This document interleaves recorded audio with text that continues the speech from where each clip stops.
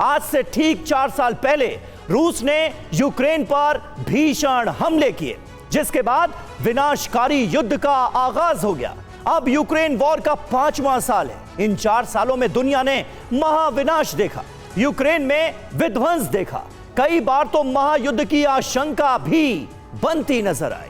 और टीवी 9 भारत का इकलौता ऐसा चैनल है, ऐसा न्यूज चैनल है जो 4 साल से इस जंग की नॉन स्टॉप मेगा कवरेज कर रहा है और आगे भी आपको युद्ध का हर अपडेट, हर खबर तस्वीर के साथ दिखाता रहेगा। ऐसे में सवाल यह है कि अब यह जंग कहां तक जाएगी, आपको पूरी जानकारी देंगे, पूरा विश्लेषण आपके सामने होगा। लेकिन उससे पहले आपको बताते हैं कि 4 साल में क्या क्या हुआ अब तक।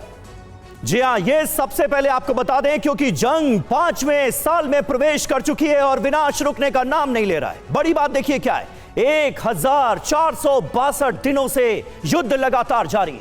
16 बार शांति वार्ता हुई इस बीच, लेकिन बेनतीजा रही। यूक्रेन के 20% हिस्से पर रूस ने कब्जा कर लिया है। युद्ध की पूरी टाइमलाइन अब हम आपके सामने रखने जा रहे हैं। ये देखिए, 2022 फरवरी में कीव, डोनबास और खेरसोन में हमले शुरू होते हैं। उसके बाद 2022 में ही मार्च अप्रैल में बूचा में नरसंहार हुआ और बूचा का जो नरसंहार था उसकी एक एक तस्वीर भी टीवी 9 भारतवर्ष ने आपको दिखाई थी।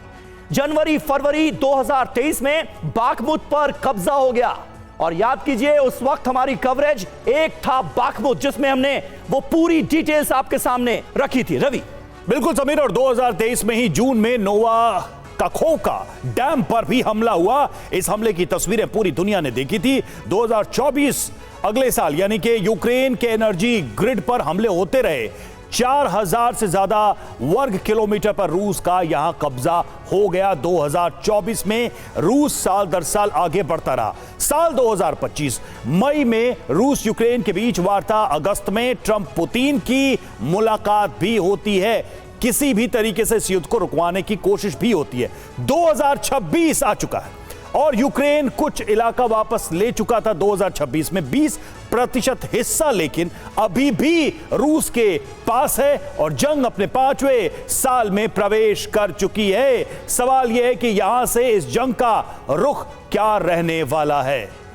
बिल्कुल, और हमारे साथ रवि आज इस ग्रैंड कवरेज को ज्वाइन कर रहे हैं दुनिया के अलग अलग देशों से बेहद खास मेहमान जो एक एक करके आज टीवी 9 भारतवर्ष की स्क्रीन पर आपको नजर आएंगे, क्योंकि जंग 5वें साल में प्रवेश कर चुकी है और हमारी तैयारी है 10 देशों से अपने खास मेहमानों को आपके लिए जोड़ने की। ये देखिए, कुछ मेहमान आपको स्क्रीन पर नजर आ रहे हैं। सबसे पहले मनीष झा आपको दिख रहे होंगे, लेकिन मनीष झा दिल्ली में नहीं है। मनीष झा पहुंच चुके हैं इजराइल। इस वक्त वहां की कमर्शियल कैपिटल तेल अवीव से वो हमारे साथ लाइव मौजूद हैं। मेजर जनरल संजय मेस्टन हमारे साथ स्टूडियो में मौजूद हैं। Air vice marshal OP Tiwari ji हमारे साथ स्टूडियो में हैं। प्रोफेसर अमिताभ सिंह, विदेश मामलों के जानकार, हमारे साथ स्टूडियो में ही मौजूद हैं।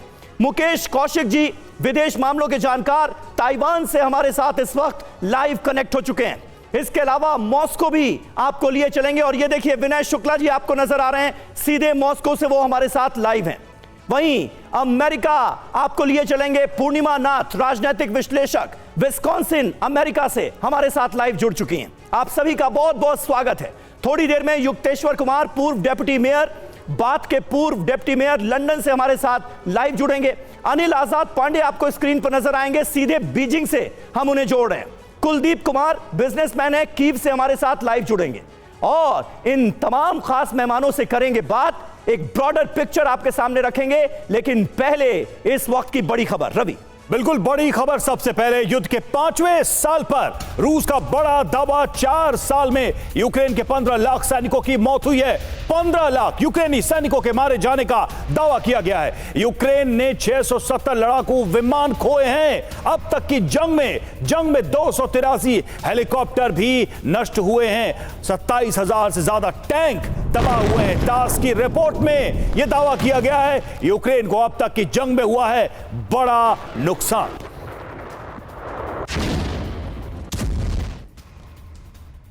और देखिए, यूक्रेन का रूस में भीषण ड्रोन अटैक हुआ। यह बड़ी खबर सामने आ रही है। तातरिस्तान में ऑयल रिफाइनरी पर किया गया है हमला। यूक्रेनी हमले से रिफाइनरी में भीषण आग लग गई। ये ताजा तस्वीरें इस वक्त तातरिस्तान से सामने आई हैं, जहां पर एक ऑयल रिफाइनरी को कर दिया गया है तबाह। यूक्रेन का ये बड़ा हमला, रूस का नुकसान।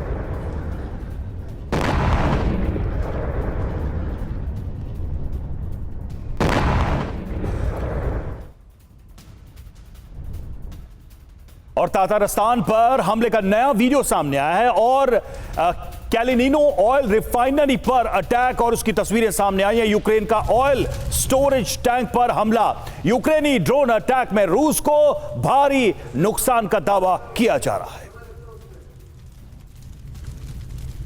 तो देखिए, ऑयल स्टोरेज पर यह हमला किया गया है। यूक्रेनी ड्रोन्स ने निशाना बनाया है इस ऑयल स्टोरेज को, जिसके बाद उसमें लग गई भयानक आग। ये तस्वीरें उसी ऑयल स्टोरेज की। तातारिस्तान पर हमले का यह है नया वीडियो।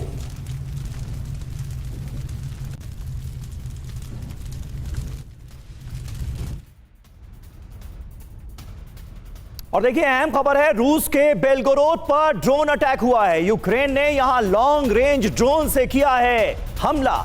गैस डिस्ट्रीब्यूशन हब पर ड्रोन्स दागे गए हैं। रूस के बेलगोरोद में यूक्रेन का एक और बड़ा हमला, लॉन्ग रेंज ड्रोन्स के जरिए इस हमले को अंजाम दिया गया है। रूस का यह बॉर्डर का इलाका, जहां पर लगातार यूक्रेनी हमले जारी।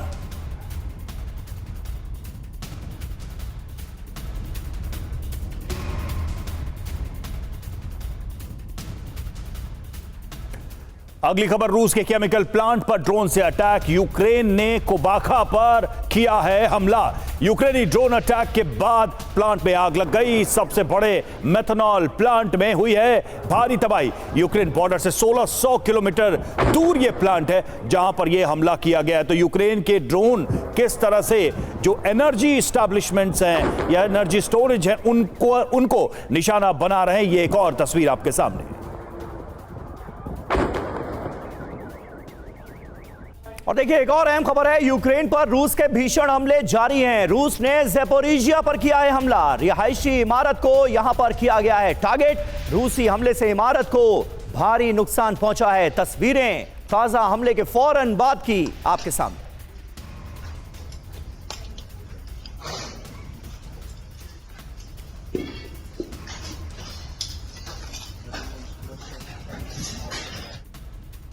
वहीं ओडिशा में भीषण ड्रोन अटैक हुआ है। रूस ने ड्रोन से ट्रक को टारगेट किया है। ड्रोन हमलों के वक्त ट्रक ड्राइवर की बहादुरी, ट्रक के पास गिरे शाहे ड्रोन को दूर फेंका। अपने ट्रक ड्रोन हमले से उसने बचा लिया। ये देखिए,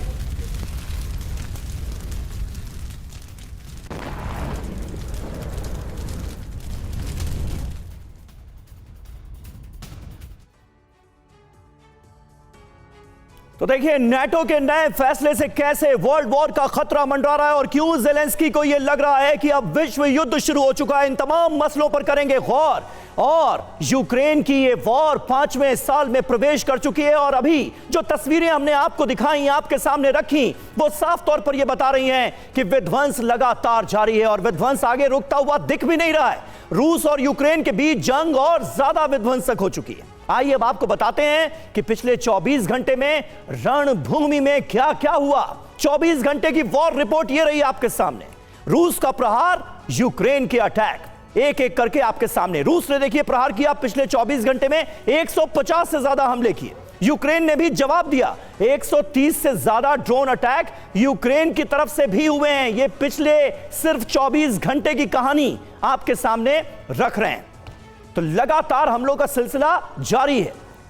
अब देखिए, रूस ने प्रहार किया, 126 ड्रोन अटैक्स किए और यूक्रेन ने लॉन्ग रेंज ड्रोन से प्रहार कर इसका जवाब दिया। यानी यूक्रेन जो कर पा रहा है वो कर रहा है। लगातार रूस को जवाब देने में बहुत हद तक यूक्रेन भी कामयाब होता नजर आ रहा है नाटो के दम पर। और हमले कहां कहां किए गए? रूस की तरफ से हमले की बात करें तो राजधानी कीव पर हमले किए गए। पोर्ट सिटी ओडेसा को टारगेट किया गया रूस की तरफ से। और दूसरी तरफ यूक्रेन ने जो ड्रोन हमले किए उसमें मॉस्को को और तातारिस्तान, जिसकी तस्वीरें थोड़ी देर पहले हमने आपको दिखाई, वहां पर हमला किया गया। इसके अलावा आप देखिए कि रूस की तरफ से ज़ैपोरिज़िया, खार्किव में हमले किए गए, वहीं बेलगोरोड को भी टारगेट बनाया है यूक्रेन ने। तो दोनों तरफ से लगातार ड्रोन अटैक किया जा रहा है। इसकी इंटेंसिटी आप देखिए, सीधा सा मतलब यह है कि जंग इस साल भी समीर जारी रहेगी, हमले रुकने वाले तो नहीं लग रहे। बिल्कुल सही बात है। और सबसे पहले हम आपको अमेरिका लिए चलते हैं। पूर्णिमा नाथ जी वहां से हमारे साथ मौजूद हैं। पूर्णिमा जी, स्टूडियो में इस वक्त हम 3 किरदार प्रमुखता से दिखा रहे हैं। पहले हैं डोनाल्ड ट्रंप, दूसरे व्लादिमीर पुतिन, तीसरे प्रेसिडेंट जेलेंस्की। आपको लगता है क्या आज जंग के 4 साल गुजर जाने के बाद कि रोल सबसे बड़ा अमेरिका का रहा? अमेरिका ने अगर जेलेंस्की को उकसाया ना होता, उनके कंधों पर अपने हाथ ना रखे होते, तो शायद ये जंग इस मकाम तक पहुंच ही नहीं सकती थी। Thank you so much for having me. नमस्ते, जय हिंद। आपने एकदम सही कहा है। It is basically America's war and Ukraine is a proxy for America's wishes and agenda. Unfortunately, यहाँ पे यूक्रेन के लोग मरे हैं। यूक्रेन की धरती को आज नहीं तो कल अमेरिका का कब्जा होने ही वाला है, आइदर वे युद्ध हो या ना हो। लेकिन बीच में हुआ क्या है, ज़ेलेंस्की जैसे लोग को $1 मिलियन उन्होंने बनाया है और अभी थोड़ी देर के बाद उन्होंने जाके लंदन में बैठने वाले हैं और सारी जिंदगी ये युद्ध के बारे में बोलते रहेंगे। नुकसान किसको हुआ है? यूक्रेनियन को, जो वहां से भाग गए हैं, मर गए हैं, उनके जो परिवार में लगा हुआ है, उनका सबसे ज्यादा नुकसान है। अमेरिका सिर्फ अमेरिका का नहीं है। हम लोग नेटो की बात करें, आगे जाके नेटो की बात करेंगे। सो अनफॉर्चुनेटली यहाँ पे सबसे बड़ा लूजर जो है वो यूक्रेन बना हुआ है। अमेरिका इसमें विनर ही है। Either way America is the winner. बिल्कुल, और मुझे लगता है कि जंग की शुरुआत भी शायद इसी सोच से की गई थी कि इसमें अमेरिका का हित क्या हो सकता है, और अभी भी वो सबसे ऊपर दिखाई दे रहा है। और देखिए, ज़ैपोरिज़िया में भीषण जंग जारी है। रूस यूक्रेन के बीच आमने सामने की जंग चल रही है। एक दूसरे पर रॉकेट से प्रहार कर रही हैं सेनाएं। यूक्रेन के रक्षा मंत्रालय ने वीडियो जारी किया है इस हमले का। तो देखिए, यूक्रेन की तरफ से लगातार ये कोशिश की जा रही है कि जंग के मैदान में रूस को वो अधिकतम क्षति पहुंचा सके। 5वें साल में भी यूक्रेन की तरफ से हमले जारी हैं, लेकिन रूस ने जो दावा किया था, इस बीच जो खबर भी हमने आपको दिखाई थी कि बड़ा नुकसान अब तक यूक्रेन को ही हुआ है, जो सारे एक्सपर्ट्स भी दुनिया के मानते हैं। तो आमने सामने की जंग की तस्वीरें हम आपको दिखा रहे हैं और एक दूसरे पर रॉकेट से प्रहार किया जा रहा है।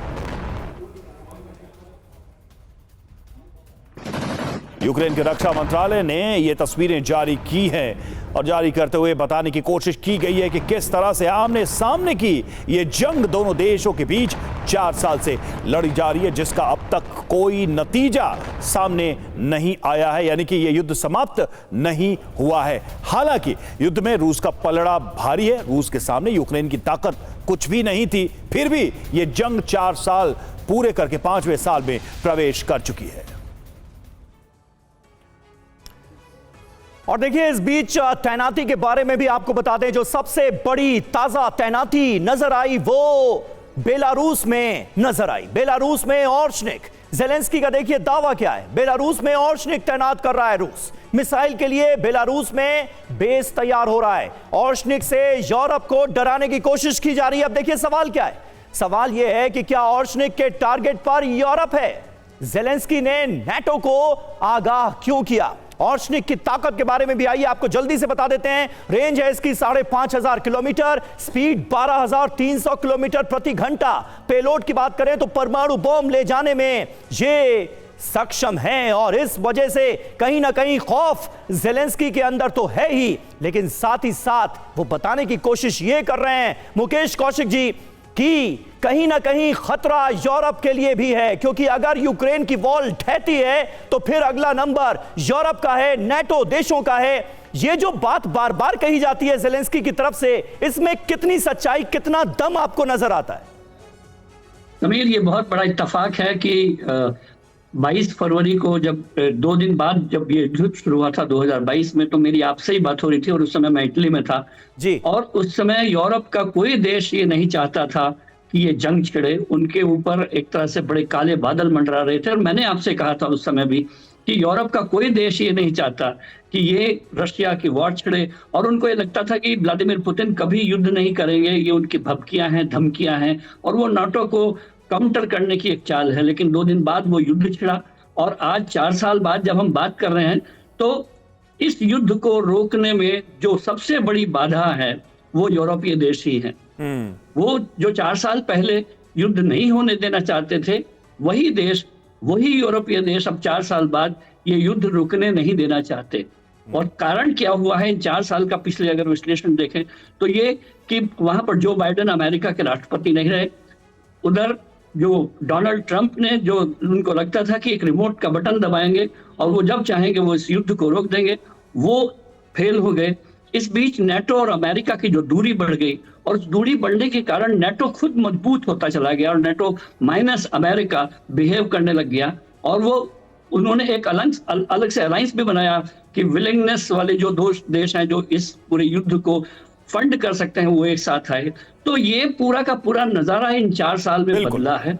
और युद्ध को जो शांति के मसीहा डोनाल्ड ट्रंप बनने आए थे, वो खुद अब युद्ध के अलंबरदार बन रहे हैं। वो खुद ही धीरे-धीरे जंग का ऐलान करने के लिए तैयार बैठे, अब तब कभी भी वो ईरान पर हमला कर सकते हैं। मनीष के पास चलेंगे, तेल अवीव में मनीष हमारे सहयोगी मौजूद है। मनीष, लेकिन एक चीज तो देखनी पड़ेगी इस जंग को लेकर कि रूस एक महाशक्ति थी, अमेरिका का सपोर्ट ऑन ऑफ यूक्रेन के साथ होता रहा, सिर्फ संख्या बल से नहीं, ये अक्सर कहा जाता है कि युद्ध को जज्बे से लड़ा जाता है। इस युद्ध में कैसे देखा जाए यूक्रेन की सेना को, यूक्रेन की लीडरशिप को, इस वॉर में रूस जैसी महाशक्ति को अब तक जितना उन्होंने नुकसान पहुंचाया है और जिस तरीके से युद्ध को कंटिन्यू किया है अब तक? बिल्कुल, देखिए, जब इस जंग के आज 5वां साल शुरू हो रहा है तो मेरी आंखों के सामने वो सब मंजर एक के बाद एक याद आ रहे हैं। फिर चाहे वो मरियोपोल की वो भीषण जंग हो, या फिर बाखमुत की वो लड़ाई जिसमें सबसे अधिक सैनिक मारे गए, या फिर क्रीमिया ब्रिज पर वो अटैक हो, या फिर जेपोरिजिया न्यूक्लियर प्लांट पर जब मैंने खुद मिसाइलों के हमले देखे थे, या फिर अगर कुर्स्क में जिस तरह से यूक्रेन की सेना घुसी हो, या फिर अगर आप कहें तो बेलगोरोद से लेकर क्रीमिया तक लगातार अटैक होने की बात, और उस बीच डोनेट्स्क जैसे खूबसूरत शहर में हर दिन लगातार बमबारी, ये सब कुछ होता रहा। लेकिन इनके बीच में जो एक बात थी कि अमेरिका के नेतृत्व में 30 देशों ने यूक्रेन को समर्थन दिया, कहने के लिए ये जंग रूस और यूक्रेन का जंग था। लेकिन युद्ध के हर मोर्चे पर रहकर मैंने खुद देखा कि ये जंग कभी रूस और यूक्रेन की नहीं, बल्कि रूस बनाम अगर आप कहें तो नाटो देशों का था। बस अंतर यही था कि नाटो के सैनिक वहाँ नहीं पहुँचे थे, लेकिन वो लगातार हथियार भेज रहे थे। तो आज की तारीख में अगर आप कहें तो अमेरिका और नाटो देशों का जो सपना था कि वो रूस को कमज़ोर कर देंगे, रूस को नुकसान पहुंचा देंगे, अब लगता यही है कि इस युद्ध ने यह हकीकत बता दी है कि दुनिया यूं ही चलेगी। और इसमें कोई दो राय नहीं कि अगर विश्व युद्ध को भविष्य में कभी आकलन किया जाएगा तो यह किसी विश्व युद्ध से कम नहीं था जिसमें सीधे तौर पर 3 दर्जन से अधिक देश इन्वॉल्व थे। लेकिन इन सब के बीच आप अगर कहें तो पहला सवाल यही मन में आता है कि ये जंग अभी भी रुकने वाली नहीं है। बस अंतर यही है कि युद्ध के नए नए मोर्चे खुल गए हैं, और एक मोर्चे पे तो मैं खुद अभी मौजूद हूँ जहाँ कहा जा रहा है कि रूस यूक्रेन जंग के पैरेलल में यहाँ भी एक जंग शुरू होगी, और दोनों के बीच में एक सेंटर पॉइंट है और वो है अमेरिका का। जी बिल्कुल बिल्कुल मनीष, बने रहे आप हमारे साथ। अब अपने दर्शकों को सीधे मैं मॉस्को लिए चलूंगा जहां से हमारे साथ विनय शुक्ला जी मौजूद हैं, सीनियर जर्नलिस्ट हैं। विनय जी, मैं आपसे जानना चाहूंगा, हम जिक्र कर रहे थे थोड़ी देर पहले पूर्णिमा जी से अमेरिका के रोल की बात कर रहे थे, और अमेरिका का अगर ये रोल नहीं होता तो शायद ये जंग होती ही नहीं या फिर इतनी लंबी खिंचती नहीं। लेकिन अगर बात मॉस्को की जाए, बात पुतिन के इरादों की जाए, तो वो फिर बदलते क्यों नजर आए इन 4 सालों में? ये भी एक अहम सवाल है, क्योंकि शुरुआत तो, बुनियाद तो जंग की यही थी कि यूक्रेन नाटो मेंबर ना बन जाए। अब नाटो मेंबरशिप तो वो छोड़ने के लिए तैयार है, कई बार ये इरादे यूक्रेन के सामने आए, लेकिन अब तो बात ये हो रही है कि पूरे यूक्रेन पर कब्जा कर लेंगे। 20% यूक्रेन के हिस्से पर कब्जा ऑलरेडी जमा कर बैठे हैं इस जंग में व्लादिमीर पुतिन। असल इरादे हैं क्या इस जंग के पीछे व्लादिमीर पुतिन के, रूस के? बात यह है कि शुरू से ही राष्ट्रपति पुतिन ने कहा था कि उनको यूक्रेन नहीं चाहते कि वो नाटो में शामिल हो या रूस के खिलाफ किसी गुट में शामिल हो। क्योंकि वो रूस के हथियारों को, जैसे आप देख ही रहे हैं कि वो हमले कर रहा है यूक्रेन, तो इसलिए नहीं चाहते थे कि वो रहे। और जो वहां जाने का मकसद ये था उनका 4 साल पहले कि एक बार यूक्रेन में अगर वो उसको तोड़ देंगे तो उसके नेटो की नीति थी कि उसको सदस्य नहीं बनाएंगे। तो वो एक तरह से कह दीजिए कि नेटो का तो सदस्य नहीं बनेगा, पर नेटो खुद ही शामिल हो गया है। और जो पुतिन का दावा था कि यूक्रेन की टेरिटरी से रशिया की बहुत अहम इलाकों पर हमले किए जा सकते हैं, तो वो पूरा की हो गया है। वो पूरी इस बात को साबित कर दिया है कि यूक्रेन वास्तव में रूस के लिए खतरा था और ये पुतिन का विम नहीं था।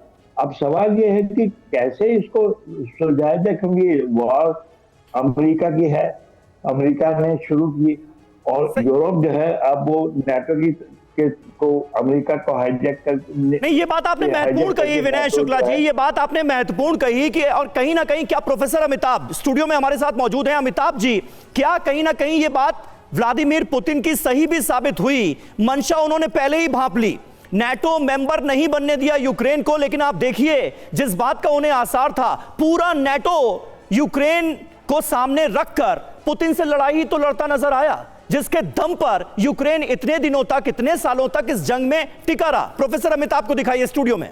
जी, एक चीज आप स्पष्ट समझ लीजिए समीर, कि ये युद्ध की शुरुआत हुई थी रूस बनाम वेस्ट से, और वो रूस बनाम वेस्ट आज भी चल रहा है।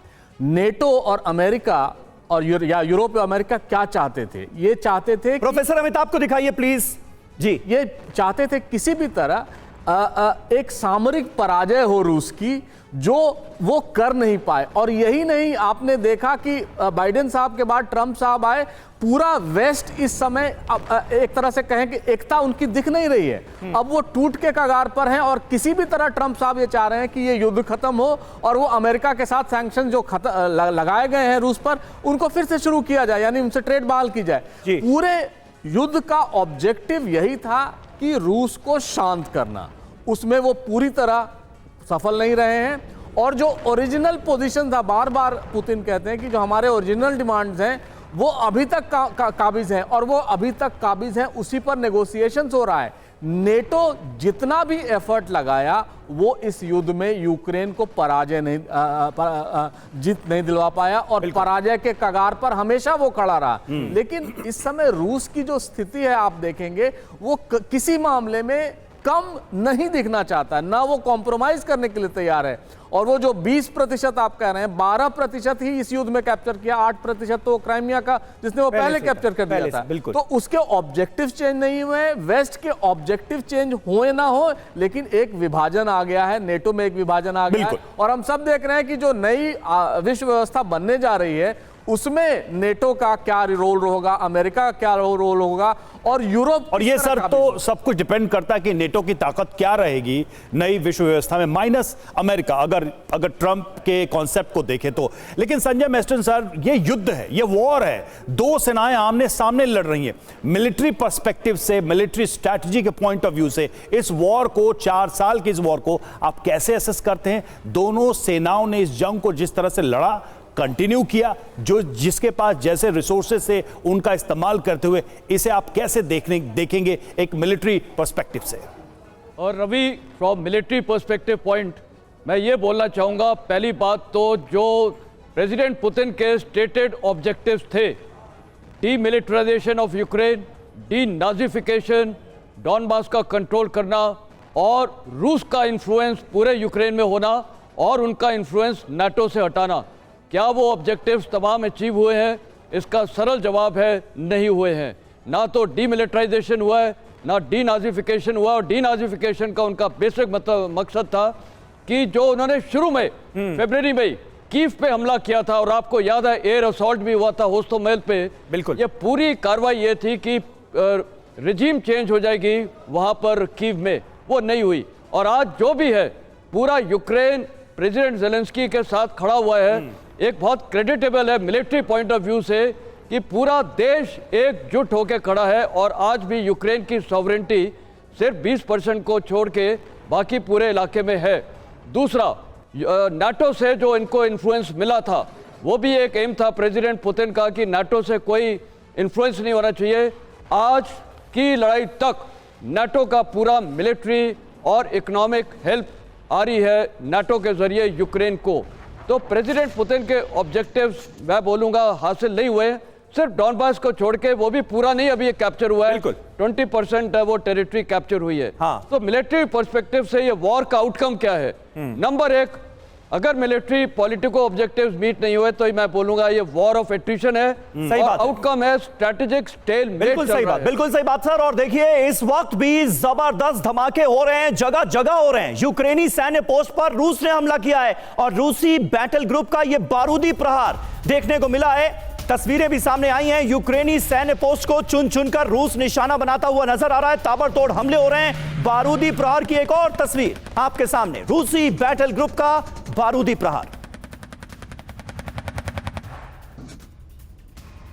और यूक्रेनी पोस्ट पर यह बारूदी प्रहार हो रहा है। देखिए Mi-28 हेलीकॉप्टर से भी हमले किए गए हैं और रूसी सैन्य पोस्ट पर मिसाइलें दागी गई हैं। ये देखिए तस्वीरें, किस तरह से Mi हेलीकॉप्टर का इस्तेमाल करके यूक्रेन के सैन्य पोस्ट को निशाना बनाया गया है। रूस के सैन्य पोस्ट को निशाना बनाया गया है Mi हेलीकॉप्टर की मदद से। लगातार आप देखिए ये हमले चल रहे हैं।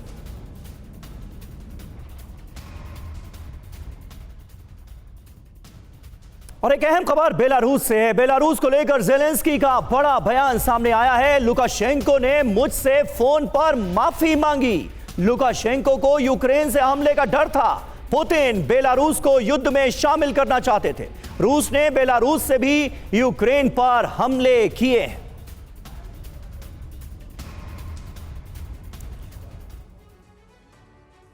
और देखिए बेलारूस पर हमला करेगा यूक्रेन, सवाल तो यही था, क्योंकि जो दावा है ज़ेलेंस्की का उसमें यह बातें निकल के सामने आई हैं। क्या दावा है ज़ेलेंस्की के? 6 दावे आपके सामने। 2022 में बेलारूस से यूक्रेन में घुसे रूसी सैनिक, बेलारूस की धरती से कीव पर हमले हुए, कई मिसाइल भी बेलारूस से ही फायर की गई।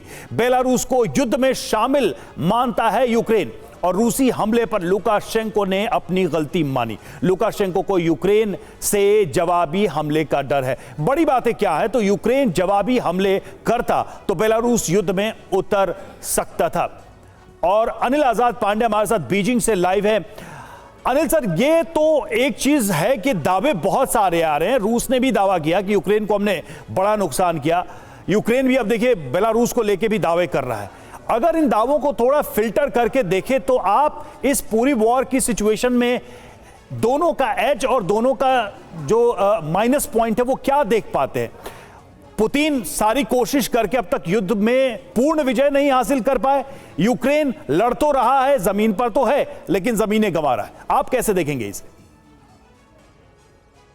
देखिए, सबसे पहले तो हमें यह समझना होगा कि युद्ध को 4 साल हो चुके हैं और जिस तरह से माहौल बनाया गया था, जिस तरह से कोशिश की गई थी कि युद्ध को रूस जो है लगभग 2 हफ्ते में, 1 महीने में खत्म कर देगा और जो उसको यूक्रेन का जो हिस्सा नियंत्रण में लेना है वो ले लेगा। और उन दिनों तो बिल्कुल ऐसा लग रहा था कि महीने भर के भीतर सब कुछ खत्म हो जाएगा, यूक्रेन पूरा खत्म होने की कगार पर है। हाँ। लेकिन आप 4 साल बीतने के बाद आप देख सकते हैं कि स्थिति कहां पर है। यूक्रेन को भी बहुत नुकसान हुआ है और रूस को भी हमने देखा कि बहुत बड़ा नुकसान दोनों ने झेला है। और जहां तक हम इसमें अमेरिका के उसकी बात करते हैं, अमेरिका का जो हस्तक्षेप था बेसिकली वो बढ़ता ही जा रहा है। आप देख सकते हैं कि अमेरिका जहां भी आजकल युद्ध हो रहे हैं, किसी भी देश की बात हो, अमेरिका अपने हित साधने की कोशिश करता है। अभी अमेरिका से एक एक्सपर्ट भी बता रही थी कि किस तरह से अमेरिका को ही लाभ होना है, एक तरह से अपने वेपन्स का उनको पूरा बेच रहा है, व्यापार चल रहा है। और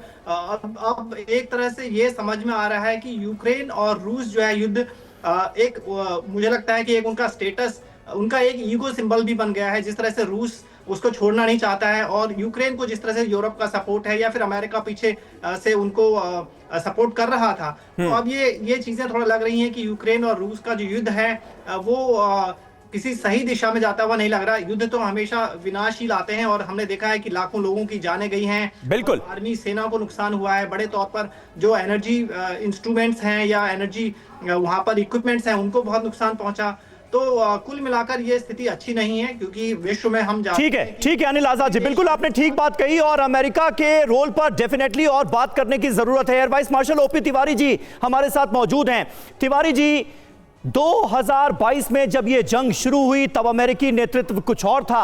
अब डोनाल्ड ट्रंप के आने के बाद उम्मीद यह जगी थी कि जल्द से जल्द ही यह जंग खत्म होगी, लेकिन उसका उल्टा होता हुआ हमने देखा। अमेरिका जब अपने पांव पीछे खींचता हुआ नजर आया तो यूरोप और आगे बढ़ता हुआ नजर आया। फिर जंग खत्म कैसे होगी? समीर, एक बात मैं स्पष्ट करना चाहूँगा कि देखिए, रशिया का इंटेंशन यूक्रेन पर कब्जा करना नहीं है। बिकॉज इतिहास गवाह है, विश्व युद्ध, दूसरे विश्व युद्ध के बाद जो भी देश गया है, अगर उसको लोकल सपोर्ट नहीं मिली है तब वहाँ सीरिया को रिटेन नहीं कर पाया है। तो रूस का इंटरेस्ट खाली 4 ओब्लास्ट थे, उसमें डोनेट्स्क का 20% एरिया उसके पास बचा हुआ है। बिकॉज यूक्रेन ने बड़ी अच्छी प्लानिंग कर रखी थी। उसने कहते हैं कि ड्रैगन टीथ उस तरीके के जो पिरामिड कंक्रीट स्ट्रक्चर बना रखे हैं, ट्रेंचेज बना रखी है, माइंस बना रखी है, ताकि इसके जो जितने भी टैंक्स हैं रशिया के या आर्मर्ड पर्सनल कैरियर से वो प्रोसीड नहीं कर पा रहे। तो ये एरिया जिस तरीके से रशिया ने डिफेंड, मतलब यूक्रेन ने बहुत 2014 के बाद बना के अपने आप को डिफेंड किया था, रशिया के लिए एक वाटरलू बना हुआ है। बहुत इंपॉर्टेंट बात आपने कही, बहुत इंपॉर्टेंट बात कही आपने तिवारी जी, और ये सिलसिला लगातार हम जारी रखेंगे। हमारे साथ कुछ और खास मेहमान जुड़ेंगे 10 देशों से। टीवी 9 भारतवर्ष की ये ग्रैंड कवरेज लगातार जारी है।